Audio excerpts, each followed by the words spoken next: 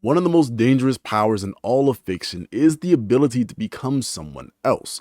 Not just mimic them, but embody them. Their moves, their flow, their patterns, their breathing, their style, their very identity. We've seen it with Kakashi, and we've seen it with other characters all the like in different manga and anime.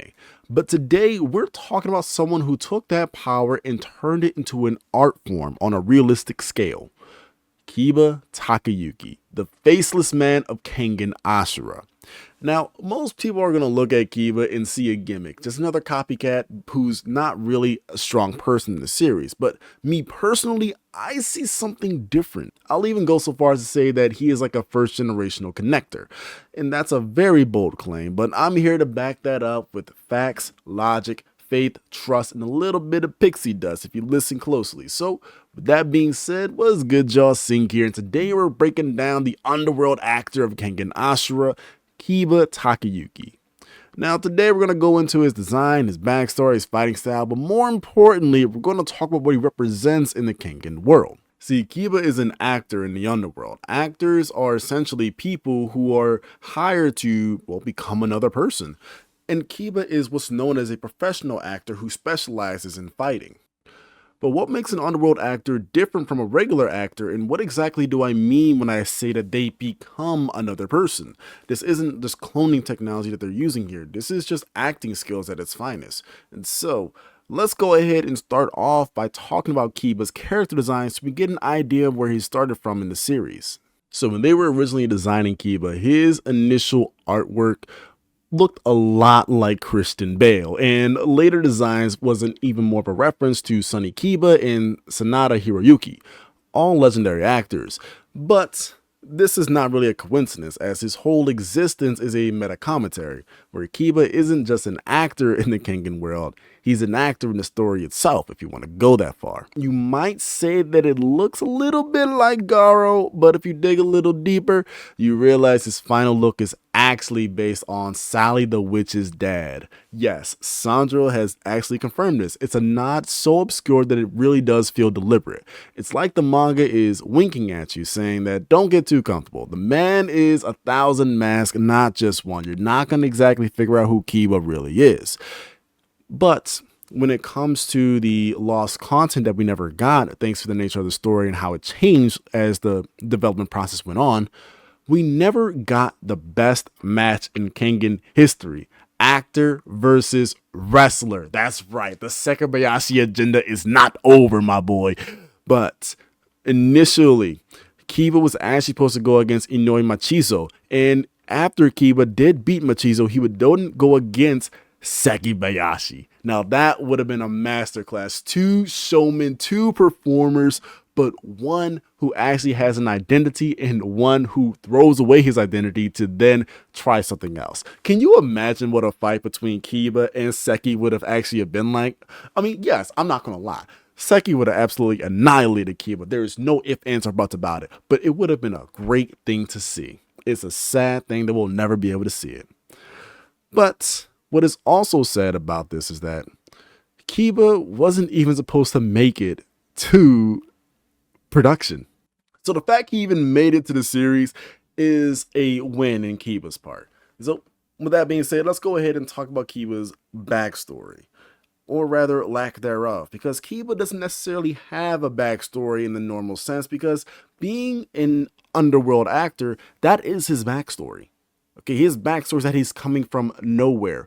Yoshitaka then hired this random actor in order to perform in the Kengan tournaments without having any kind of information about Chiba previously. All he knows is that he's an actor and that he is a fighting actor, an actor that can easily be replaced. And unfortunately, that's what Sandro does later on in Omega. And so, before I go through that, I gotta let you know this. Chiba's background doesn't exist because we're not supposed to care or know about where Chiba came from. All we need to know is that Chiba can become anyone he wants to with the right amount of prep time. So before the tournament, Chiba copied the styles of famous fighters like Gaolong and Okubo, and even real-world legends like Bruce Lee. Not really to surpass what they did, but to utilize their tactics and different techniques in order to make his own.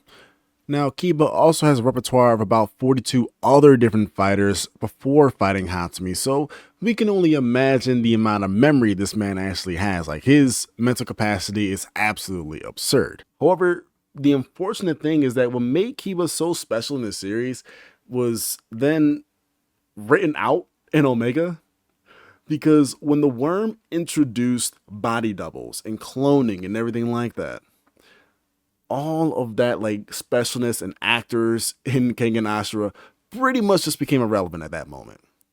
And so the fact that the worm can literally replace people, replace identities, and then just plant someone with their face and everything like that and have them go about their lives. Kiba may be the master of like imitating someone and becoming someone else, but he cannot become like a clone of someone, if you know what I mean. And so he didn't just get weaker in a physical sense. This man got weaker in a story sense as well. I think this is the first example of a character in this series who actually becomes weaker because of the story. And it's not because he became weaker, but the story made him become weaker. That is horrible.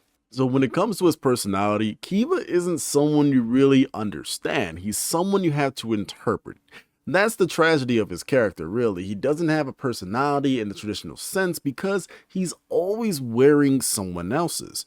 His strength lies in imitation and mimicry, and it's disappearing behind the mask of a better fighter, or rather the person who he's trying to become. But what happens when you wear too many masks for too long? When he tells Okubo, "I've become a shogi player before." I ain't gonna lie, it's a very weird sentence and it's easy to gloss over on the first read, but on the second read it hits different. He doesn't say, "Oh, I am a shogi player. I play shogi." No, he says, "I've become one before." That's not a normal sentence, my guy. He doesn't learn skills. He becomes identities.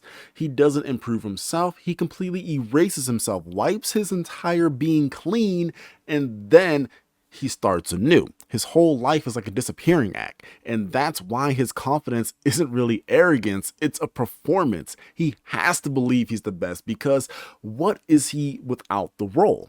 He doesn't tell Yoshitake about his abilities, not just because he's trying to be sneaky with it, okay? He didn't tell Yoshitake that, "Yo, man, look, I can learn anyone's ability no matter who they are."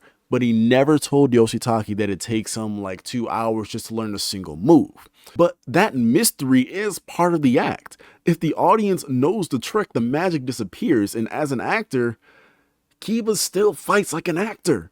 All right, it's not flashy because it's the only way he knows how to fight. But that same illusion is also his downfall. He mimics people who spent lifetime perfecting their style, and he tries to cram that all into a 2-hour study session. Not even Carlos Medel could do that. That's not ego, that's desperation. He knows he's not the strongest, but he believes if he acts like he is, maybe he'll survive this stage just a little bit longer. And when he fails, it's not just a loss. It's a complete and utter annihilation. You see, Kiba, although he can win matches, when he loses, it is not at all close because he's against someone who literally exploits the fact that he's a faker. And so, with his personality just summed up in being just this embodiment of a person who's not really a real person, let's go on to talk about this strength of his and how it pertains to him fighting. So when Kiba fights, his fighting style, he doesn't fight like a man, he fights like a memory. He throws every punch, every stance, everything he's ever done, it's borrowed, traced, rehearsed. He isn't trying to defeat his opponent, he's trying to become someone who is much stronger than him. That's what makes him really weak. You see, his style, apex of copying, is exactly what it sounds like. He watches, studies, breaks down a fighter's style frame by frame, then replicates it. And not just the movements, but the presence of the fighter, the timing, the rhythm. He doesn't just swing like Gao Long, he performs Gao Long. He literally is Gao Long in that sense. That's the level that he operates on. But there's a catch, and it's a very painful one. He can copy the form, the style, literally everything about the person except the raw power. He doesn't have the same physical gifts as Waka or the Kure clan's removal, so we can't really do those kind of techniques, although he can perform the motions just as perfectly as the other fighters. But because he has such a very well-adept mind, he uses mind games in order to fool his opponent into thinking that, oh man, he can actually do all this stuff. He had Hatsumi thinking he can actually pull off Razor's Edge. What Chiba lacks in raw ability, he compensates in something scarier: creativity. While others stick to one style, Chiba can technically fuse up many different styles in order to suit his needs. Later on in Omega, he uses Formless and Lolong Salat style. I really hope I say that word correctly though.